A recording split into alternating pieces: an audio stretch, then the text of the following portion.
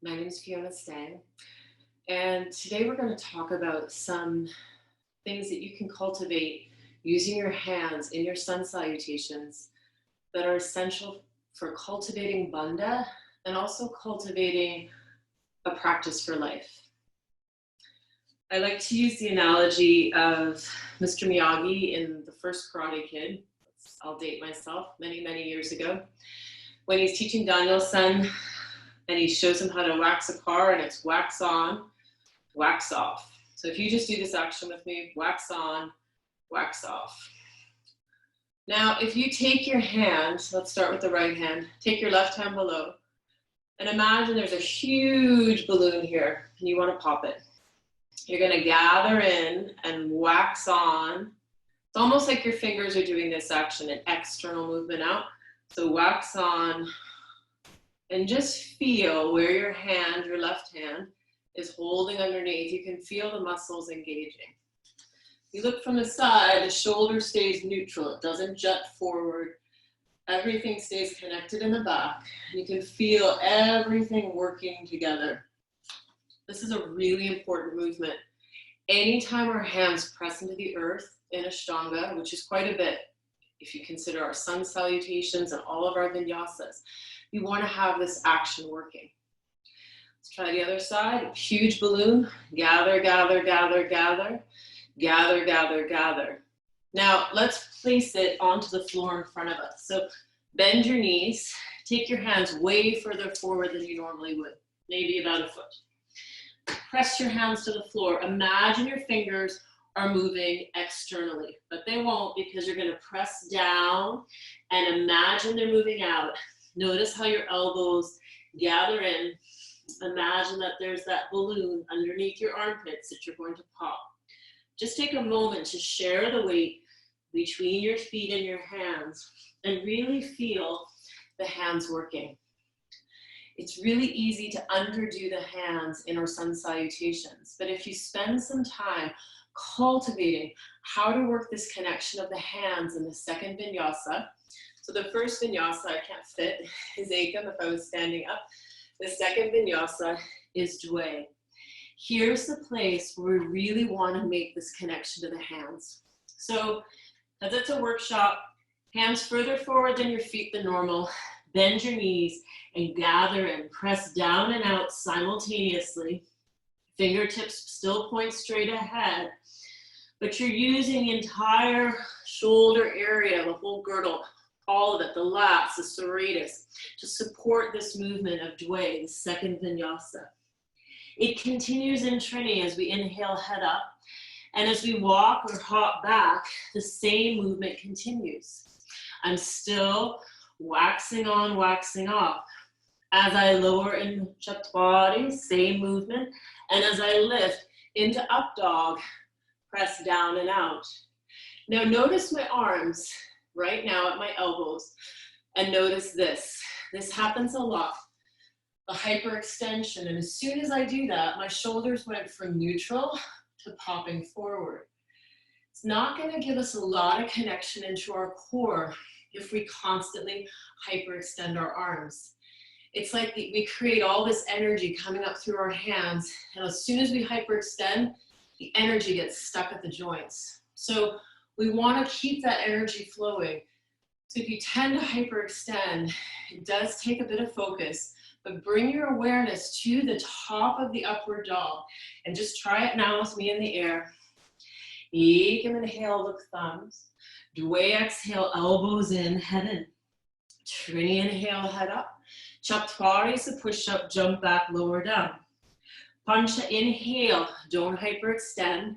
Shot, exhale, down dog. 1, 2, 3, 4. On the fifth exhale, show it from the side. We're gonna round and furl in. You can see I'm rounded rather than the opposite. So I'm really connecting in here. And then from there, from that rounded place, as I hop or walk or jog, when I land, that's hyperextension, that's neutral. We want to land with the arms not hyperextending, because as soon as we do that, got all this weight and the shoulders have jumped forward again. It's really hard to maintain that if you want to practice till you're 90 or however long you want to practice. But I like to think of this as a practice for life. So it's important that you're not jamming your joints. So again, just a little visual, see if I can fit myself in here. We're gonna exhale, round, look in. Inhale, walk, hop, jog, head is up. Exhale, once again, bend the elbows. It's different than that. That looks like this. The other looks like this. From the front vision, once more, bend, look in. Inhale, walk, hop, jog. Notice the arms are not hyperextended. It takes time and it takes practice. But this action of hyperextending, which you see when you sometimes land your jumps, won't give you the bandha you need to start to control your seated vinyasa jump throughs as well. So you learn it in your sun salute. Soon as you fold forward, make sure you don't fall into the pattern of this. That's hyperextension, that's connectivity. Hyperextension, shoulders jump forward, connectivity, shoulders connected in. You may find that temporarily it's easier if you bring your hands a bit further forward and if you bend your knees. Don't panic. You will work slowly and diligently and it will shift. You'll eventually have straighter legs and eventually you won't have to think about this hyperextension.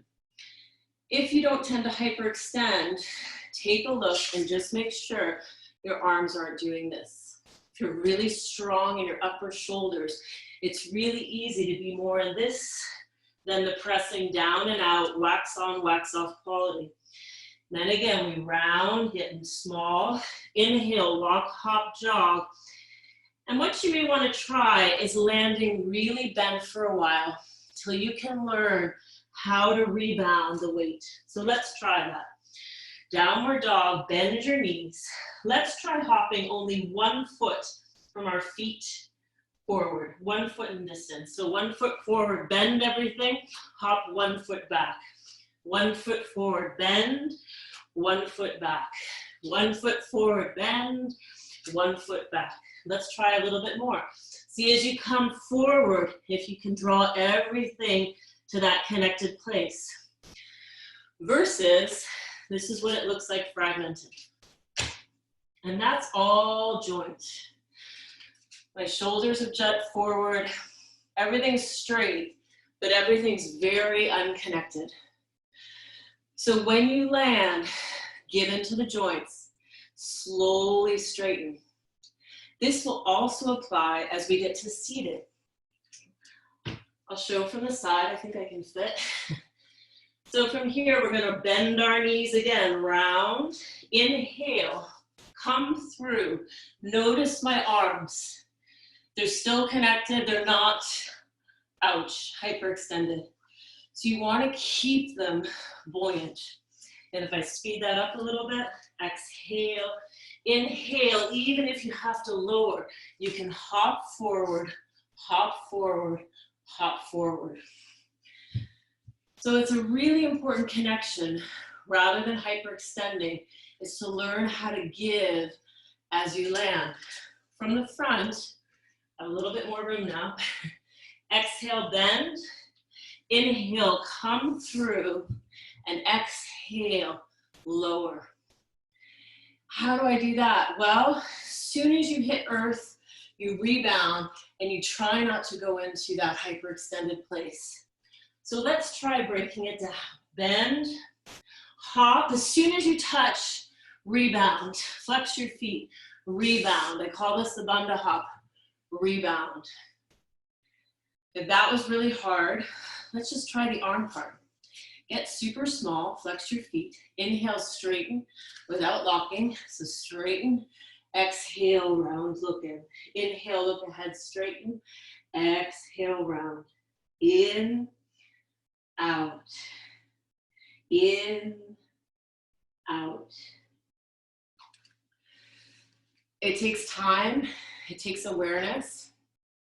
Make sure you watch the furl and unfurl video, because that will help you cultivate bandha before you're coming forward as well. This action of waxing on, waxing off is used throughout the practice. Let's take, for example, the exit from, let's say, Titibhasana or even Bhujapadasana. So we're here. If I don't wax on, wax off, that's what happens. That's what my arms are like. That's what my neck's like. That's not yoga for life. So instead, I'm here. You may have heard me sometimes say, gather your elbows in. And it's that gathering action that allows you to then catapult back versus that action. We see it throughout the series. So many poses I could go through. But the question today, why I brought all this up, is someone was doing back bends, and we were talking about it there. If you can really cultivate dway, learning to gather the elbows and connect to your core, if we flip dway upside down, what is it? It's Urdhva Dhanurasana. It's our back bend. So same idea. As you line your back in your back bend, I'll do it sideways so you can see. Hands are up. Take the shoulders off the mat. Then plug them into the mat.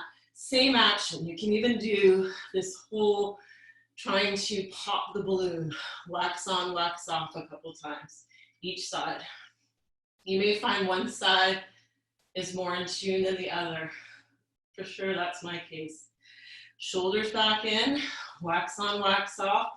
Place the hands in place. The tendency can be to come up and let the elbows go way out. Oh, it's very hard to do a back bend like that. Let me fix my mat after I just pulled it out. Instead, we're going to connect the shoulders to the floor. In our peripheral vision, I see my elbows. As I draw up, I gather everything in. And over time, I can even lift and lower as I gather my elbows in. It takes time, it takes practice, and really just showing up diligently day in and day out. But most importantly, listening. Our practice is never the same each day, but all you have to do in yoga is pay attention. What do I need to resource myself to be a better person today? That's the journey. Namaste. Email me if you have any questions. Thank you.